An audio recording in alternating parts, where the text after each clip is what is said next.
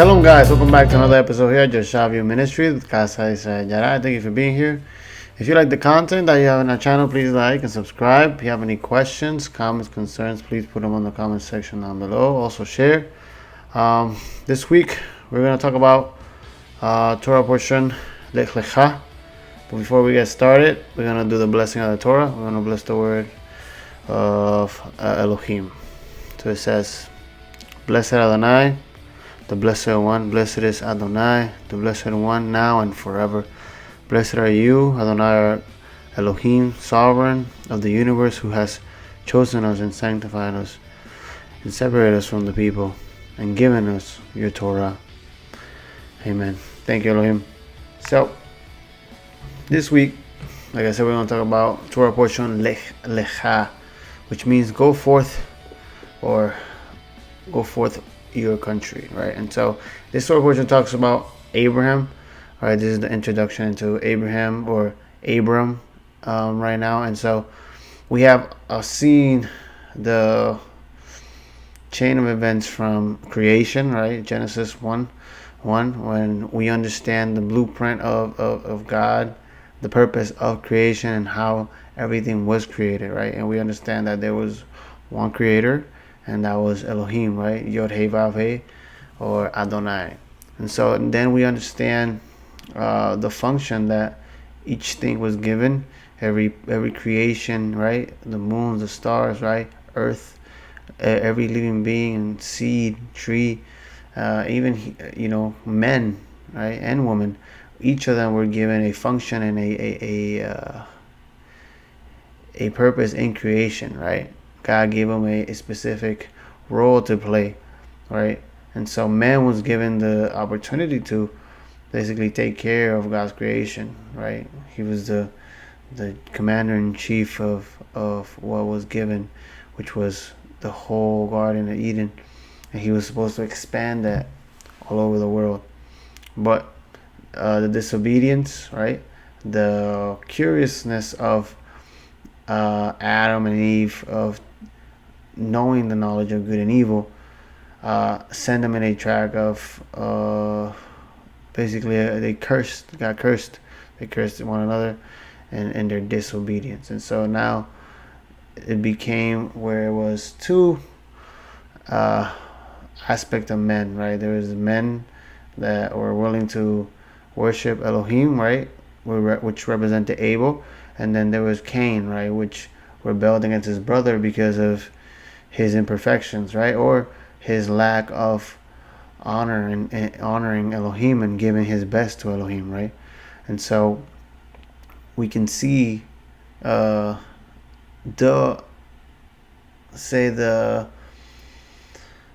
crumbling of creation and men having a tug of war with emotions and wanting to have their own sets of views and having control of creation, but forgetting that the creator of everything had already given man a function in his creation. And so now that we understand the consequences of disobedience, right, we understood last week of Noah, and we understood the importance of being a just and righteous man, right? Noah was found just, righteous, and he walked with Elohim, right? And so he was given the opportunity of surviving, right? And through Noah, and in Noah's story, we see a creation, a new creation, right?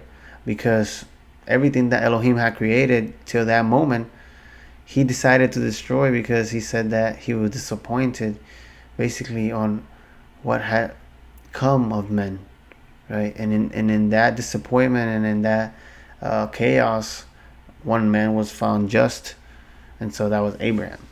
And from Abraham, we see a trickle-down effect, right, all the way into Abraham. And right, so we have been understanding the cultural aspect, right, the ancient Near Eastern concept of the times of Noach, the times of Adam and Abel, right? And we have understood the mindset that these men had, right? Because for us to understand the biblical stories, we have to understand the biblical times. We cannot try to implement our own opinions and our own sets of beliefs into a text that has been established historically, right? If you can prove it. And so we have an understanding that now. We get to Lekh Lekha, right? Chapter 12. Right? It's from chapter 12 to chapter 17, if I'm not mistaken. And so here is the introduction of Abraham. And so Abraham is a descendant, right? Or from the genealogy of Noah. And so Abraham had two brothers. Abraham's father was Terah. Terah was on its way from his homeland, right? On his way to Canaan, and he stopped. Right? And so where he stopped is where Abraham's story begins, right? Because Terah dies in this land, and then Abraham is left to pick up where his father left off, and is on his way to Canaan, which eventually becomes a promised land. And so chapter 12 says the following. Now the Lord said to Abraham, go forth from your country and from your relatives and from your father's house, the land which I will show you, and I will make you a great nation, and I will bless you and make your name great, and so you shall be a blessing. And I will bless those who bless you, and the one who curses you I will curse. And in you all families of the earth will be blessed. This is very important, especially for my youth that watch this for tomorrow's class. In you all the families of the earth will be blessed. Right? So Abraham went forth, right, as the Lord had spoken to him, and Lot went with him. Now Abraham was 75 years old when he departed from Haran, right? So the town that his father Terah stopped in was Haran, right, on his way to Canaan. Abraham took Sarai his wife and Lot his nephew and all their possessions which they had accumulated, and the persons which they had acquired in Haran.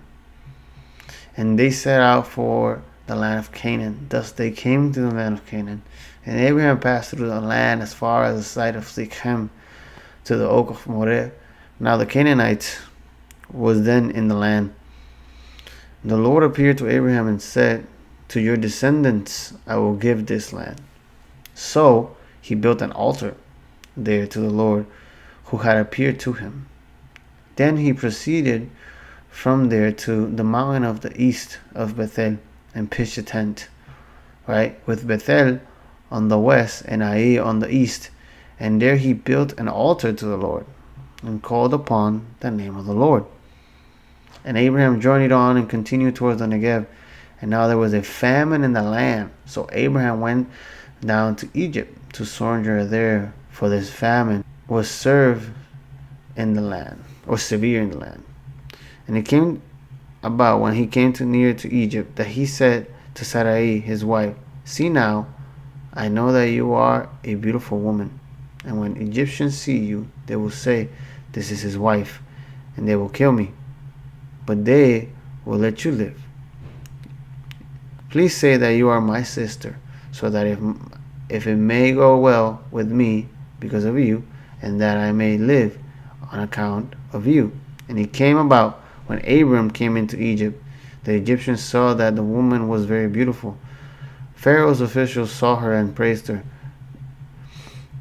to Pharaoh, and the woman was taken into Pharaoh's house. Therefore he treated Abram well for her sake, and gave him sheep, oxen, donkeys, and male and female servants, and female donkeys and camels.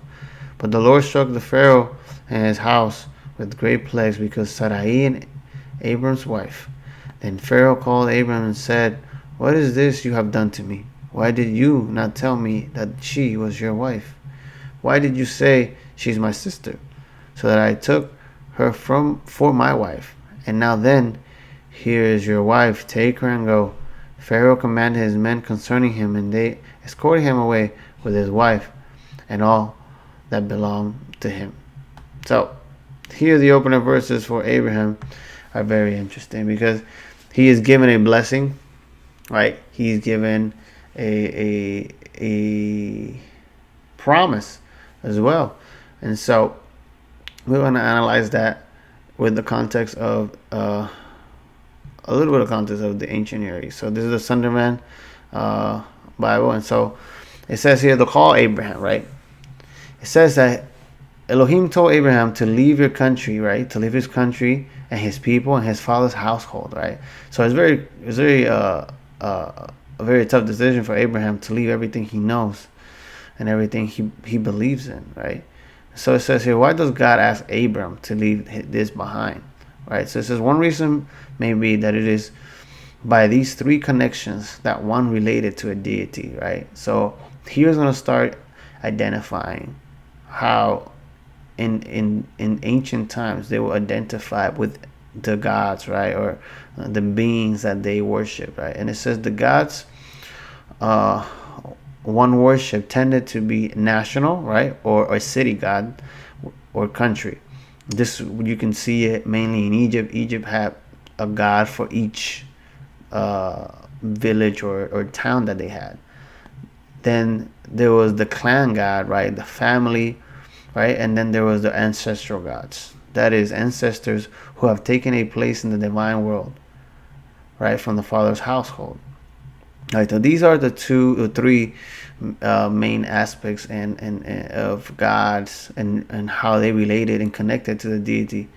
And it says, as Yahweh served the ties of Abram and who have had with other deities, he then filled the resulting void as the only God Abram will need, right? So Elohim was basically telling Abraham not only to leave his family, his country, and then his household, but he was basically telling Abraham to leave his culture of worshiping other gods, or at least leave the land in which these practices were done.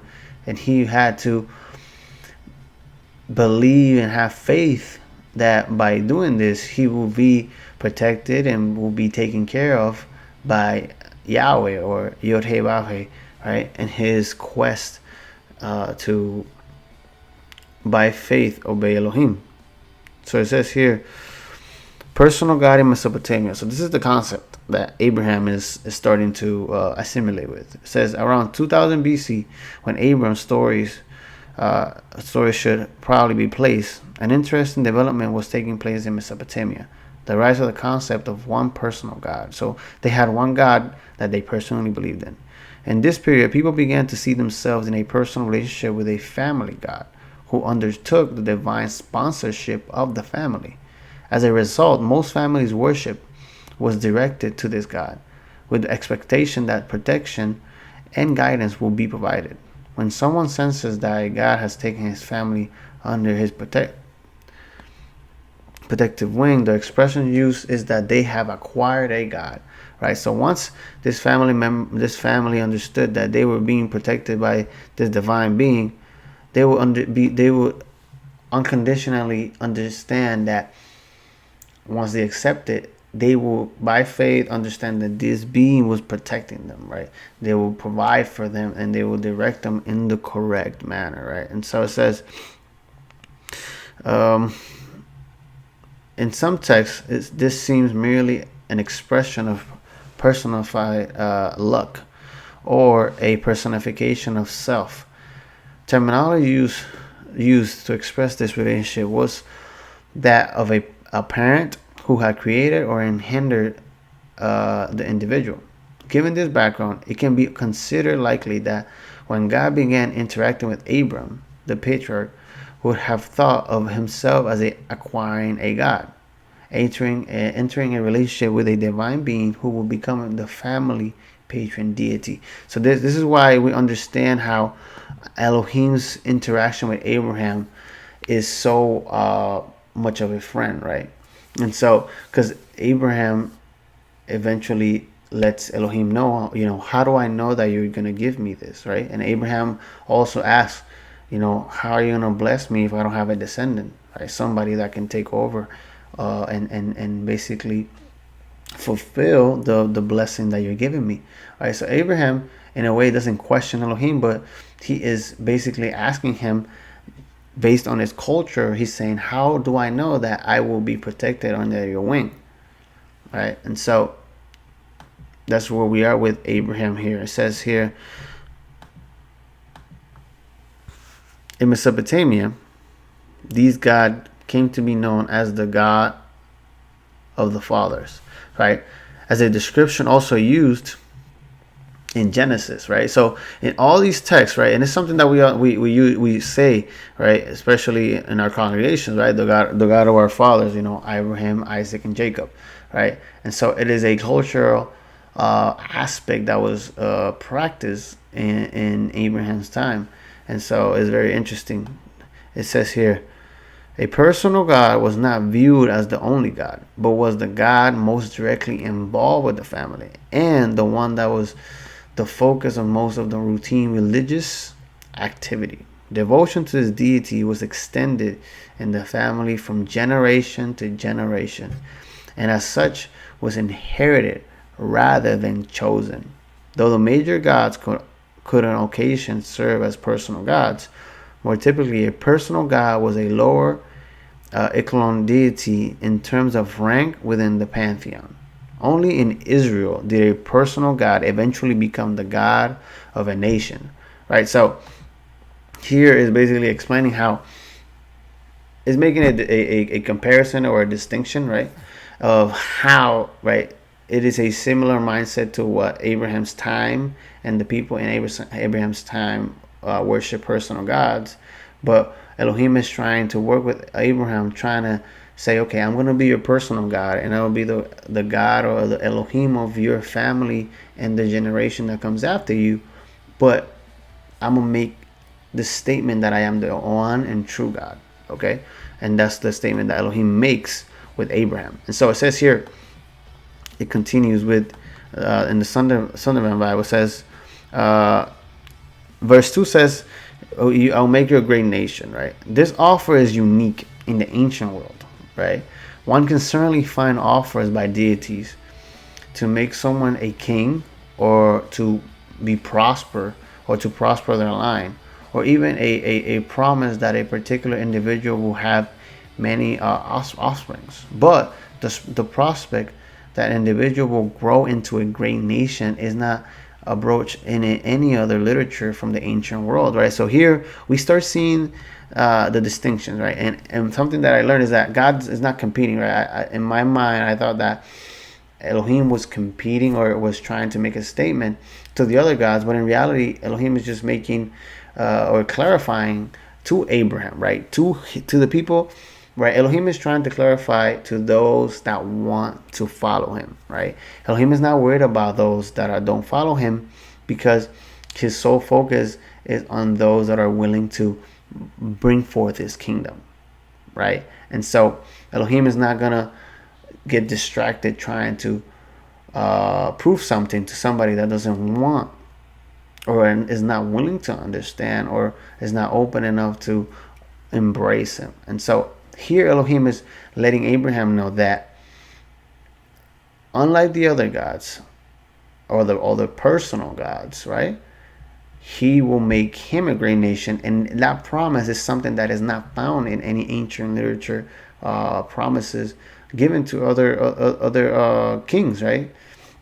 And so it says, and I will make you make your name great, right? This offer also stands in contrast to the desire of the city and tower builders in Genesis 11, right? So in Genesis 11, we see the story of Babel, right? And so here they implement that they want their names to be known, right? And so that was one of the purposes of building this great tower, that they wanted to be close to the gods and wanted their name to be great, basically exalt themselves not only equally to the gods but over them, right? And here it says that they had embarked on an initiative to establish their name, whereas here it is Yahweh initiative that will result in Abram's name being magnified, right? So Elohim has chosen this man, right, based on his obedience, to magnify his name over those that try to implement and impose their will right? And then implement their own power to exalt their own names, right? It says every aspect of this offer explains the ways that Abram's name will be magnified because a person's name is exalted through remembrance, right?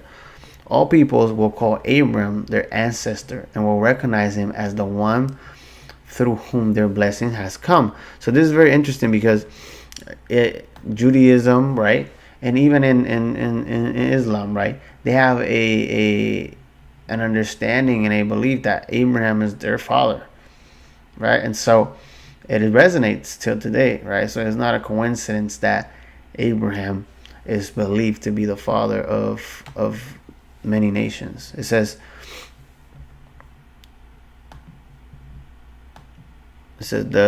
though the agreement between the Lord and Abraham or Abram is not termed a covenant until chapter 15 verse 18, the first articulation of the general terms of the covenant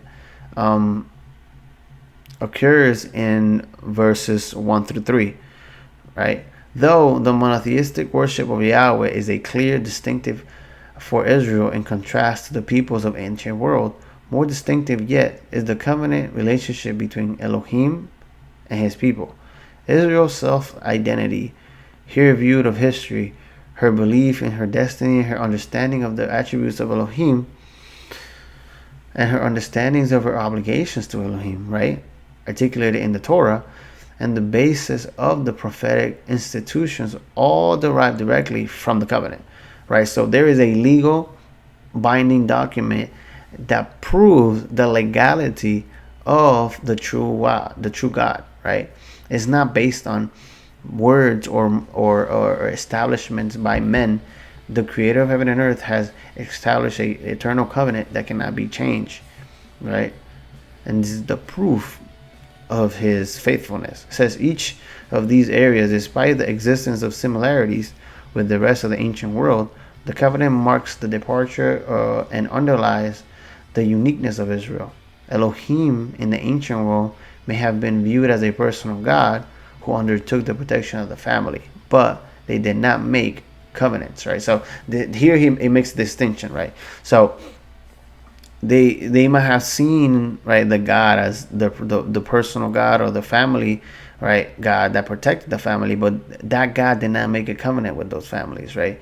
The God was there temporarily or was there until the family decided to not have the God. So the covenant targets the most essential elements of the identity in the value system of the ancient Near East. Land was connected to one's survival and livelihood and political identity. Family linked the past, present, and future, offering one most basic sense of identity, more so than self, inheritance fixed on one place in the family, and ensure that the generations past will remember in the present and future.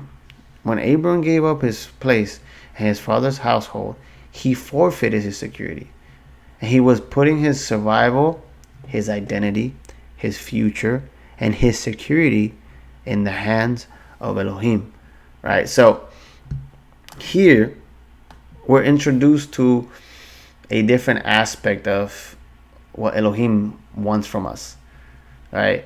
Abraham, by faith, left everything he knew and owned, right, in his inheritance, right, what his father gave him, what his family had acquired. He gave it all away and left it to go into the inheritance that this new, right, in that moment, personal God, right, who will become the Elohim that will give him a covenant, right, that would establish him as the father of many nations, and that will give him a descendants, right. Through him comes the one seed, right. And so we understand that by faith Abraham did these things, and we find this in the book of Hebrews, right, in the New Testament. It says in the New Testament, the book of Hebrews chapter 11 says, and it summarizes basically what we have read, right, where we are, right, in our quest to finding out what does God want from us, right. It says Now by faith is the assurance of things hoped for, the conviction of the things not seen. For by it the men of old gain approval. By faith we understand that the world we prepare by the word of God, so that what is seen was not made out of things which are visible. Right? By faith Abel offered to God a better sacrifice than Cain, through which he obtained the testimony that he was righteous, Elohim testifying about his gifts. And through faith, though he is dead, he still speaks. By faith Enoch was taken up so that he will not see death. And he was not found because Elohim took him up. For he obtained the witness that before he was being taken up, he was pleasing Elohim. And without faith, it is impossible to please him. For he who comes to Elohim must believe that he is, and that he is a rewarder of those who seek him.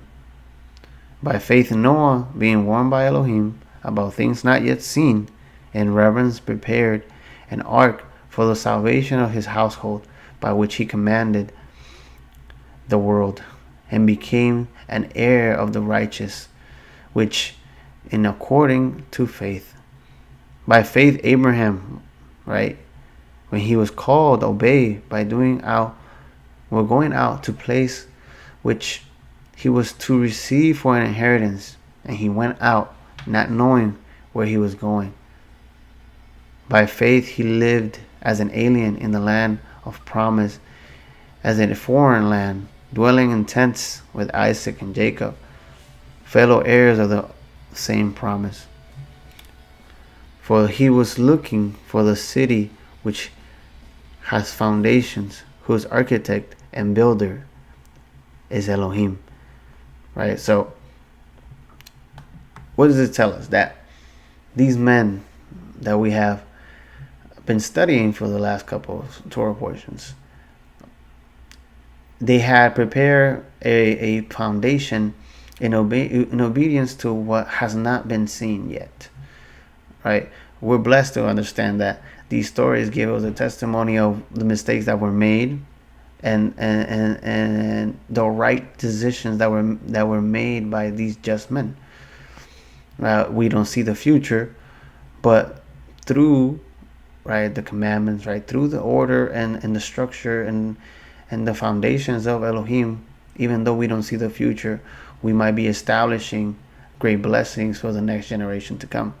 Right? So for this teaching, what I'm going to give you guys before tomorrow's class is that by faith the patriarchs established a foundation that has led us to many kings, right? Whether they be good or bad, right? But eventually it led us to a Mashiach, right? Yeshua, and now we're here.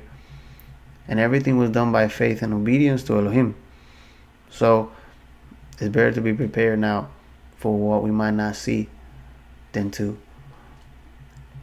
be confronted by the truth and not be prepared. And so please take your time to honor Elohim and look for what does Elohim want from you and what does Elohim require of you, so that you are able to honor him in truth, right? And through his foundation. Okay? Have a great week. Shavuot Tov. Shabbat Shalom.